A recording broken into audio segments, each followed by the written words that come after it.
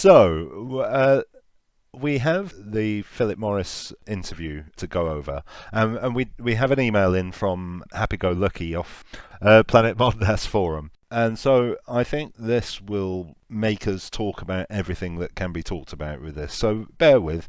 What I'll do, I'll read it out, but I'll stop because there's a number of things he wants us to talk about. So how does that sound, fellas? Yeah, no, that sounds good. So, hello Tim, hope you're well. I was wondering if you and Mike and Richard could address the Morris documentary on the DVD.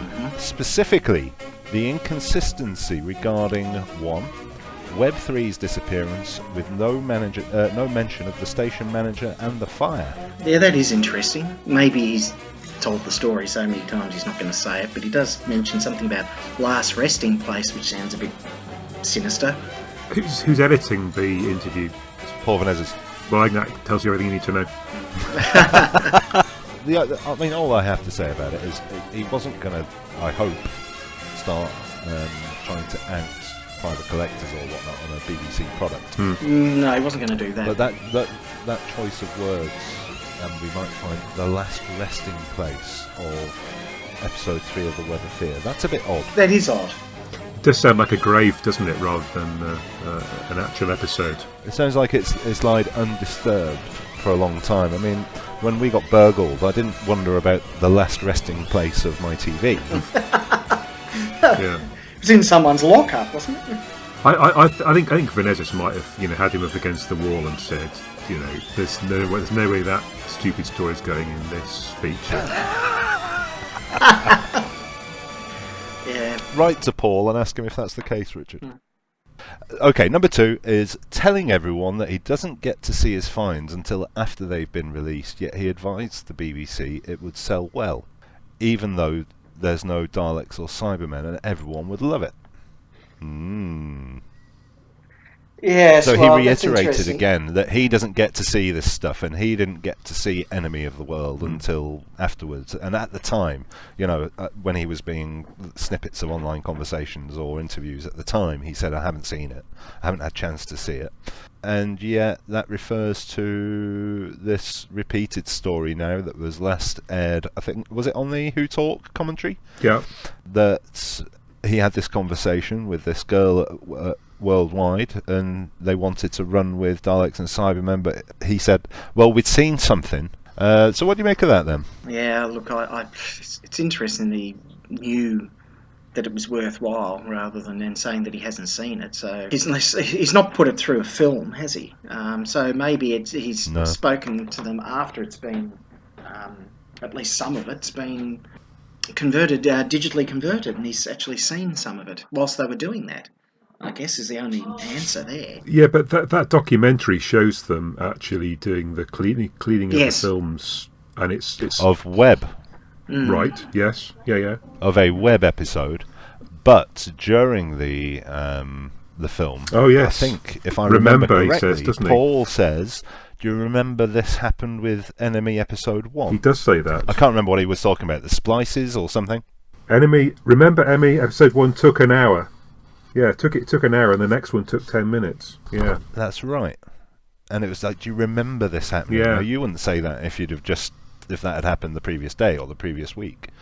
So I can't remember now because we've had this story in a couple of different orders as to what was looked at first. But I don't suppose it's beyond the wit of man that they had a quick look at Enemy 1.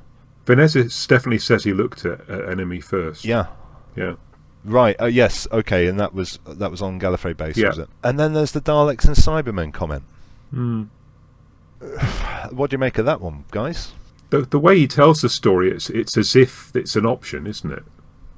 He doesn't tell it as if, well, sorry, I haven't got any Daleks and Cybermen, so this is what you're going to have. It's like we decided to go with this one first. Yeah. In the limited context that's provided, it's an odd little snippet, and I think the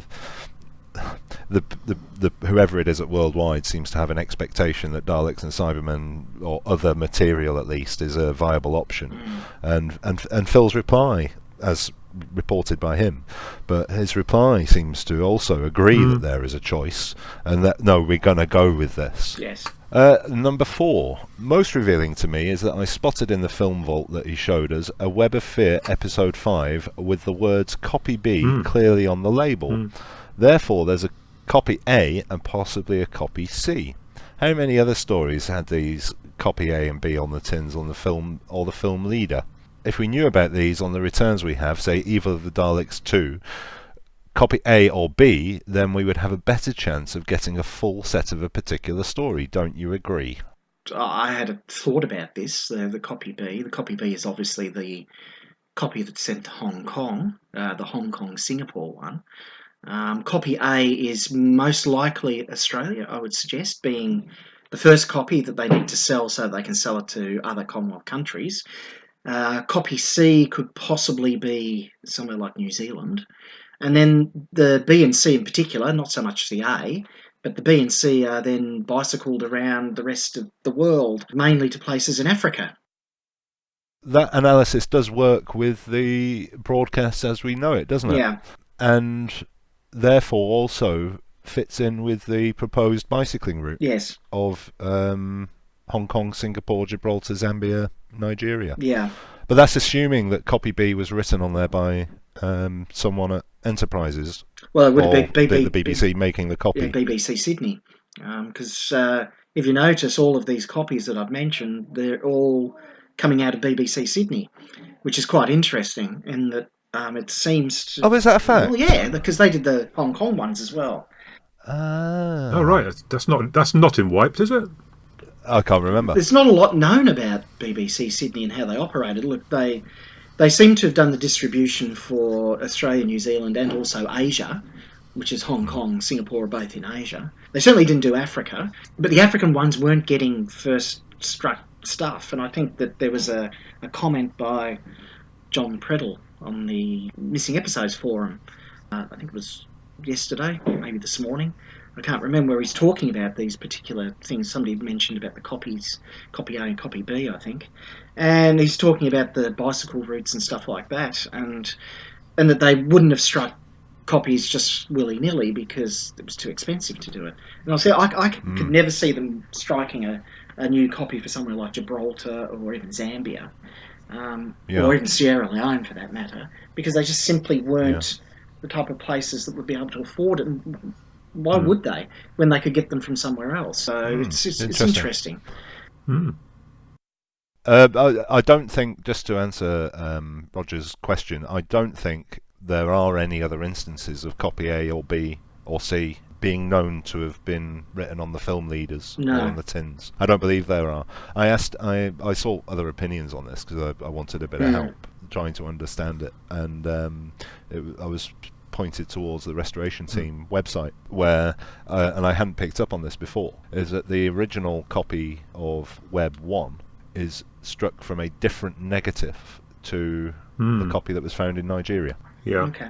And there were indications that it might have been a dupe, the first one, because I think it had some shading issues that weren't quite as bright as the second copy. So that could have been copy A. Yeah. Film's out of phase as well, isn't it? That's what yeah. I mean, it seemed also in the context of the video that it was a surprise to Venezis, that because he's asking what does it say, and then someone else says, I think it says copy B or something like that. It wasn't as if, oh yes, this we've seen this loads of times before. This is definitely the B copy. Yeah. Yeah. What did we make of the documentary though? Any thoughts on it? I thought it was really good. Yeah. Look, I thought that it there was a lot of photos shown, which I thought that was the really, best really bit. Good. Yeah, that was by far the best bit, and there was a lot of stuff in there. There were stacks of films on the ground. Yeah, and they can't all be American series. My feeling is that there's got to be something missing in there. They can't all be MASH. I know they made a bloody truckload of MASH episodes, but they can't just be full of MASH. Well, I've spotted something else in there. Yeah. Oh, that's exciting, isn't it? Go on. Go on. No, on one of the side of the cans, it said what I thought was a case for the bishop. Yes. And so I did a bit of the old Google foo on that, and it's the first episode of a Jerry Anderson series called The Secret Service, which I'd never heard of. No. Oh, The Secret Service, it's part animation, part... It's a weird show, Wasn't very successful. Stanley Unwin. Yes. Stanley Unwin, evidently, who I adore. He's on Ogden's Nut Gone Flake, which is one of my favourite albums. Anyway, so there is more stuff there that we haven't been told about. None of it's missing, of course, but yeah, I've spotted something else. So old O'Gronick can add that to his signature on Gallifrey Base. But well, yeah, they also hundreds had, of films. they had there was that stuff that had come from the Mauritius stuff. There was a can that had come from Mauritius. Yeah, there was. Oh, yeah, had gone to another part of Nigeria. So it sort of proves the fact that they did rotate stuff around the country to keep them on the air. Yeah, but I think the tone of the interview was, or my takeaway point was, left me feeling like it was a one-off. And you look at that photo of that chair, which is obviously very old and very worn, but doesn't seem to have been used, and it just seems like a bit of a dumping ground. And it did feel a little bit Indiana Jones, like, if I'm honest. You know, a room with no light, no air conditioning, and it's probably been barred up. The station history is quite suggestive of a time where there were circumstances where that room could have been just boarded up because it changed ownership from RKTV to NTA, and I think there is a window there for that room just to be boarded up and forgotten about, or whatever, locked. And then Phil Morris comes along 40 odd years later and says, what's behind that door? I don't know, it was quite suggestive of that. But I think another takeaway for me, and this did happen on the forums a little bit, was a reflection on, well, let's remember the great work that Morris is doing, and that he is going to these places. He's, there's a lot of sweat and blood and tears that has gone into this work. He mentioned how difficult the negotiations were and all that, and then he has been round these places. So I do try and pepper my more negative feelings on the forums with due praise, but it is a heck of a job he's doing, and I personally am very grateful for that. Yes. I just wish he'd stay off social media. But yeah, I agree. Yeah, I mean, it was a thing that very clearly, since the late 80s, was something that needed to be done, to go out and have a look and see what was there. Yes. And many of us had that thought. None of us did anything about it. He was the one who did. So that was a great bit of work. So just some other quick observations from me about the documentary. He was very positive. Once again, the door is open for future recoveries of Doctor Who. And then the two remarkable Indiana Jones photographs are in there. So it appears that he is wandering around living the dream, dressed as Indiana Jones. Yeah, he can go through life cosplaying, that's fine, I don't care. I hope others enjoy him doing that as well. Yeah. But it was interesting that one of the photos was him next to somewhere in Zambia. And I presumably he wasn't going around dressed as Indiana Jones before the Omni rumour, so he was still working in Zambia in 2013, 2014, even though in 2009 he'd reported that there was no Doctor Who there. Thought that was quite interesting. There was a very brief glimpse of a photo next to the Ascension Island base. Now, I'd known he'd been there because I think he'd let a few photographs out into the wild before. Yeah, he had. But that is real barrel scraping territory, because I think they only thought or knew that they might have a copy of the Sea Devils or something there. They did, yes. So I thought that was interesting, and that shows the breadth of the search, and that he is going absolutely everywhere. Yeah. Well, he says very clearly in the documentary, things can be found in places they were never sold. Films moved on as a batch later on to be used for later sales to another country, perhaps, and he keeps hinting at that. Yeah, but he only ever mentions the classic example of Cyprus. And then just to wrap up on Enemy of the World, we had a typically hinty Phil Morris comment, or was it hinty, was it not hinty, about Evil of the Daleks. What did you make of that, Richard? Well, I mean, it's not in his nature to be particularly tricky, I'd say. I mean, obviously, he likes, he says, to do surprises. He's been a bit hinty on Twitter here and there. But yeah, it's kind of odd for him to bring that out of nowhere if there's nothing to it. Yeah, it was kind of odd. It sounds his new favourite Dalek story after he's sort of given up on power. maybe the animation's sort of done in gold or something. I don't know, but odd thing for him to say. People are allowed to change their mind. Oh, of course. I mean, if you ask me what I'd most like to see, I'd probably tell you the Abominable Snowmen today and the Mythmakers tomorrow, and something else the day after that. Mm-hmm. He does seem to have read this David Whittaker thing that has changed his mind about certain things, because when he was asked previously, he said, my greatest find would be the power of the Daleks. Yeah. And now I think everyone would like to see evil, but he just has this way of talking about things in a positive, such a positive way. Yeah, he also talks I mentioned about, it last time. Yeah, he also talks about the Crusades as well. He mentions that too. But he obviously has no love for Wheel, though, because he doesn't mention that at all. So, which is very disappointing from my perspective. But except to hint to somebody in Bristol, why aren't you asking about Wheel? As I said last time, I think he's just got this way of talking that no one else would talk in such terms about finding things. Yeah. So it's a reasonable sort of inference to assume that he's got, as Andrew Cartmel would say, special knowledge. Funny little smile at the end, though, isn't it? Yeah, it is. Fade to black. As we will on The Enemy of the World.